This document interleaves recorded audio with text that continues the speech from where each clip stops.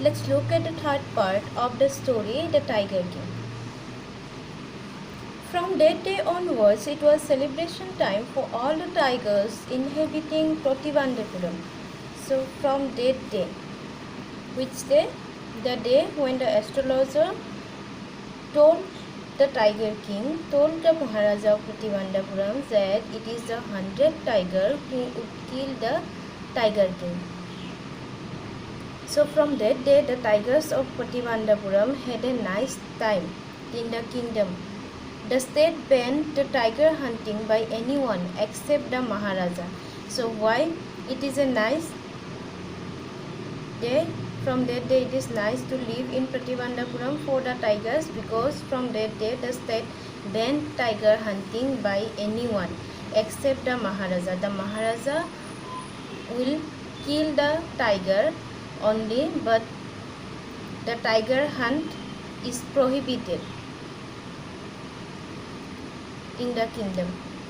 A proclamation was issued to the effect that if anyone dared to fling so much as a stone at a tiger, all his wealth and property would be confiscated.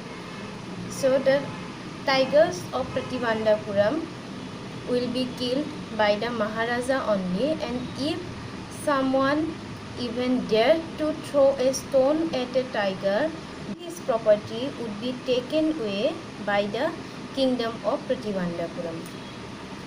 So tiger hunt is only allowed for the Maharaja. The Maharaja will kill the tiger of the state, but no one can kill a tiger. No one even can throw a stone at a tiger.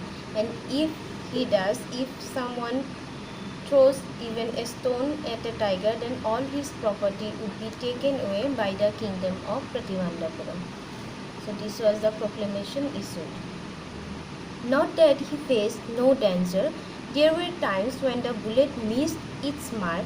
The tiger leaped upon him and he fought the beast with his bare hands.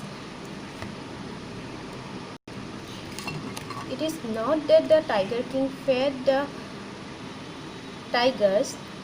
The bullet missed its mark sometimes, and the Maharaja was in danger.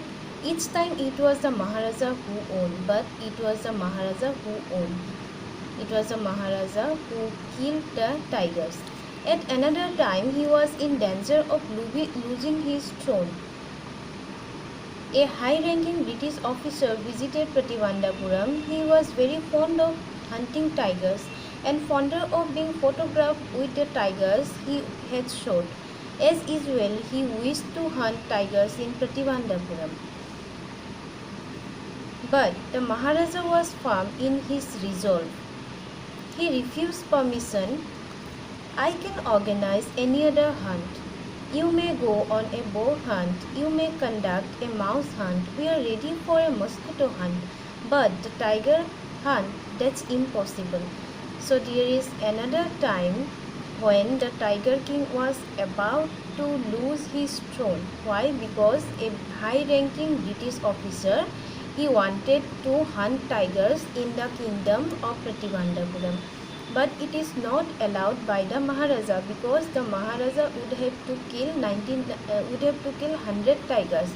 That is why he could not allow any other person to hunt tigers in his kingdom. So he refused it. He refused permission. He even said that the British officer can hunt, can conduct mouse hunt, boar hunt, mosquito hunt, but a tiger hunt, it is not possible in his kingdom, because all the tigers have to be killed by the Maharaja only. The British officer's secretary sent word to the Maharaja through the Diwan that the Durai himself did not have to kill the tiger.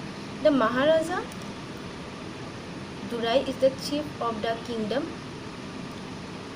So the Maharaja could do the actual killing. What was important to the Durai was a photograph of himself holding the gun and standing over the tiger's carcass. But the Maharaja would not agree even to his proposal. If he relented now, what would he do if other British officers turned up for tiger hunts? So the British officer, he is not allowed to hunt tigers in the kingdom of Prativandapuram. He again sent word to the secretary, to the Maharaja, to the Diwan, that Durai himself, so according to the British officer, he will not do the actual killing, but what he wanted to be photographed with the dead tiger holding the gun beside it. So when the Maharaja refused the British officer that he is not permitted to hunt tigers in his kingdom, then he wanted to be photographed with the dead tiger. He will not kill the tiger. The Maharaja himself would kill the tiger. Only the British officer wanted to be photographed with the dead tiger. But this time also the Maharaja of Prativandapuram, the Tiger King, did not allow him. Why? According to the Maharaja, if he allowed, then other time the other Britishers would come to hunt tigers to Prativandapuram. Therefore, he did not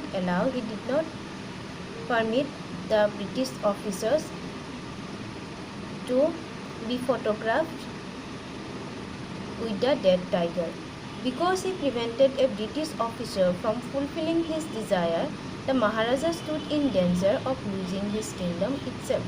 So this is the reason that the Maharaja was about to lose his kingdom, because the British officer could not fulfill his wish, could not fulfill his desire because of the Maharaja of Prativandapuram, and that is why he was in danger of losing his kingdom.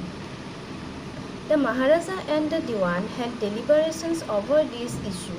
As a result, a telegram was dispatched forthwith to a famous British company of jewellers in Calcutta, sent samples of expensive diamond rings of different designs. Then there is a solution from the Maharaja and the Diwan. What did they do?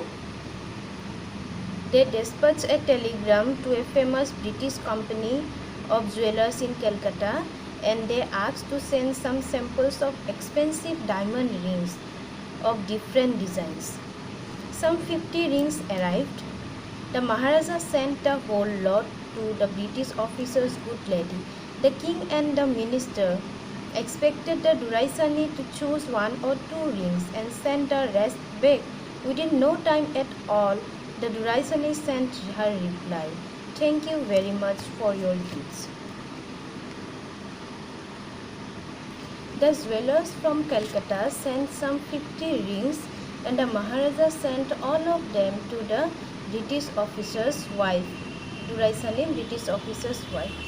He wanted to please her in order to make good the damage that he had done by refusing the official from going on a tiger hunt in the kingdom. The king had expected that the British officer's wife would choose one or two rings and return the others, but she just sent a reply saying thanks for the gifts, and she kept all the rings. In 2 days, a bill for 3 lakh of rupees came from the British jewellers. So in 2 days, a bill of 3 lakh rupees came for the 50 rings. The Maharaja was happy that though he had lost 3 lakh of rupees, he had managed to retain his kingdom. The Maharaja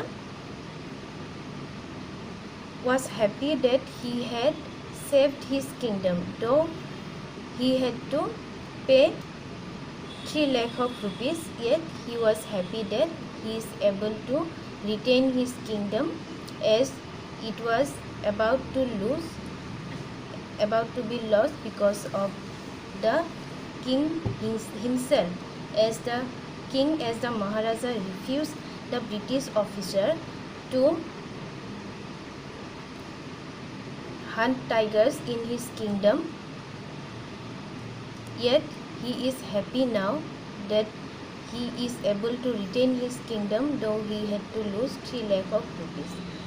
So the question may come, what is the incident, or why did the Maharaja, the Tiger King, was in danger of losing his throne, and how did he retain his kingdom?